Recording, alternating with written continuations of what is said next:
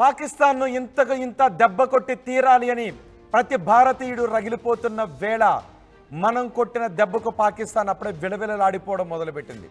ఇంకా మన వైపు నుంచి మిసైల్స్ దూసుకుని వెళ్ళలేదు, ఇంకా మన వైపు నుంచి గన్స్ పేలలేదు, ఇంకా మన వైపు నుంచి వార్షిప్స్ యుద్ధాన్ని మొదలు పెట్టలేదు. అప్పుడే పాకిస్తాన్ దెబ్బకు దిగొచ్చిన పరిస్థితి కనిపిస్తోంది. పాకిస్తాన్ వెన్నులో వణుకు అప్పుడే ప్రారంభమైంది. అందుకే పాకిస్తాన్ నేతలు ఒక్కొక్కరు ఒక్క విధంగా మాట్లాడుతున్నారు.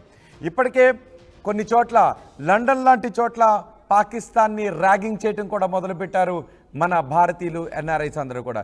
ఈ జరుగుతున్న పరిణామాలన్నింటి నేపథ్యంలో పాకిస్తాన్ భయపడుతుంది. మనం పాకిస్తాన్పై ఇంకా ఎటువంటి బాంబులు వేయలేదు, కేవలం మనం వేసింది ఒకే ఒక్క బాంబ్, అదే వాటర్ బాంబ్. మనం జస్ట్ ట్యాప్ కట్టేసామంతే పాకిస్తాన్ గొంతు ఎండిపోవడం మొదలుపెట్టింది. మనం సింధు నది జలాలను జస్ట్ ఆపేసామంతే అప్పుడే పాకిస్తాన్ గొంతు ఎండిపోవడం మొదలుపెట్టింది. ఇక నిజంగా మిలిటరీ యాక్షన్ తీసుకుంటే పాకిస్తాన్ ఏమైపోతుందో ప్రపంచ దేశాలన్నీ కూడా ఎదురు చూస్తున్నాయి.